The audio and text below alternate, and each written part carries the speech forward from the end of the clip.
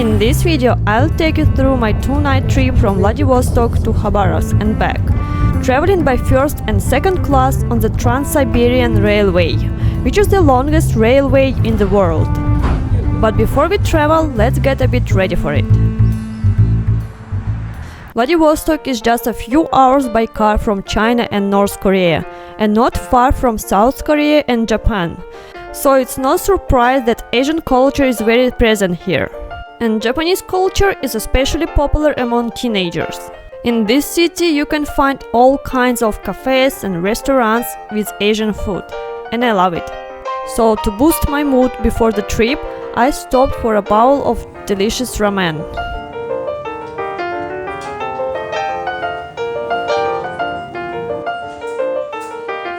I also wanted to unplug from my phone and have something to do on the train, so I popped into a bookstore. Out of everything, I chose a book that was easy to read in English and had a prologue that instantly caught me. It was related to travel and cultural experiences, something I'm interested in. Now I'm ready to go.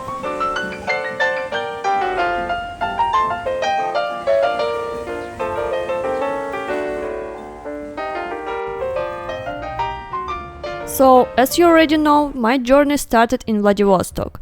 It's the last station on the Trans-Siberian Railway that goes from Moscow, about 9,288 kilometers long and lasting 1 week. But I'm not going that far, just to Khabarovsk, which takes about 12 hours to reach, sometimes more, sometimes less. This time I'm traveling second class. There is an option to choose a female-only compartment for extra money, and for safety I chose it. Second class usually has a private compartment with a lock-in door containing 4 beds and a table in the middle. Every passenger is provided with clean bed sheets, towel, slippers, a toothbrush and other small items. Except for the second class, there is also a third class, a cheaper option called Platzkart in Russian.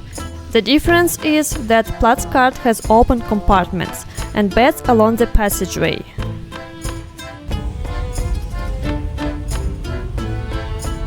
To say ahead, the toilet on this train was better than in first class on my way back. Maybe just because it goes to Moscow. It's designed as a bio-toilet, so except for the soap dispenser, the water and the flush button are sensor activated. I like things like that, as I am a bit squeamish about touching anything in public toilet.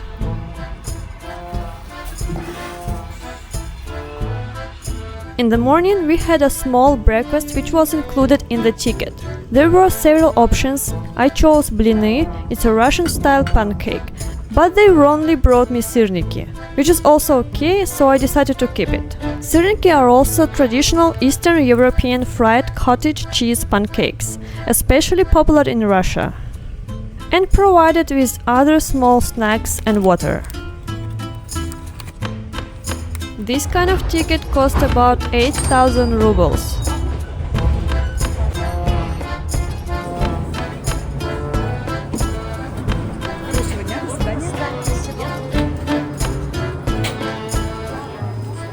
Finally, we are in Khabarovsk.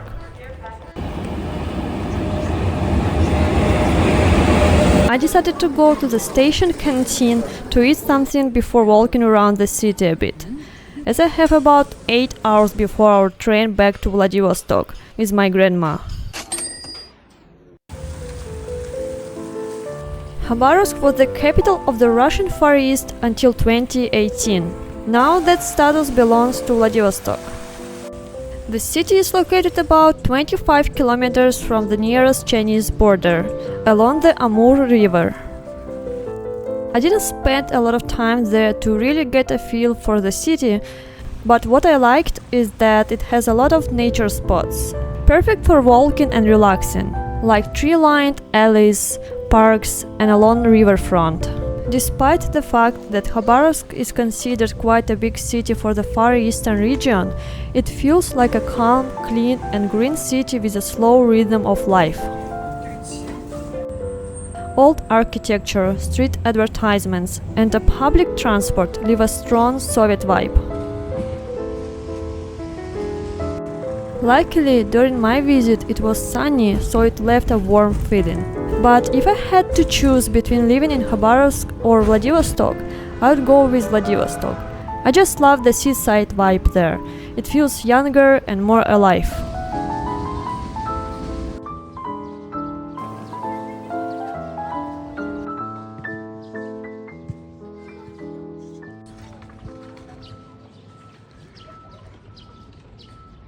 It's so hot now.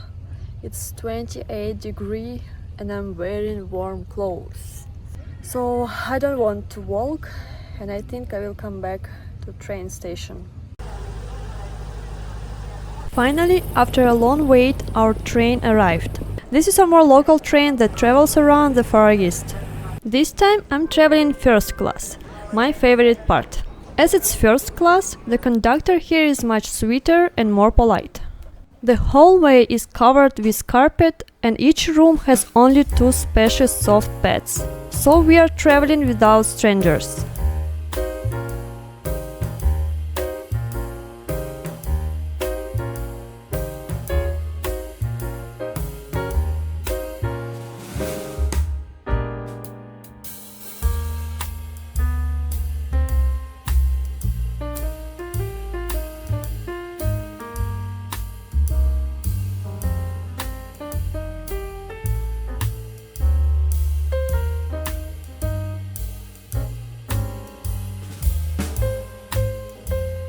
There is also a spacious table nicely set with fruits, water and some sweets.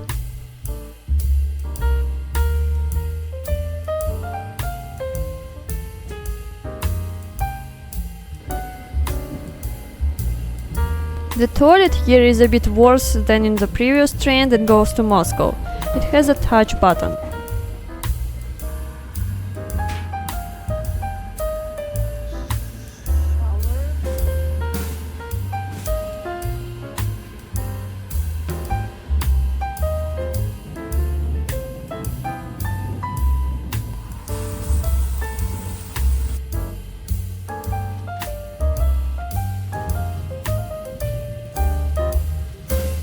And finally, the lunch was served.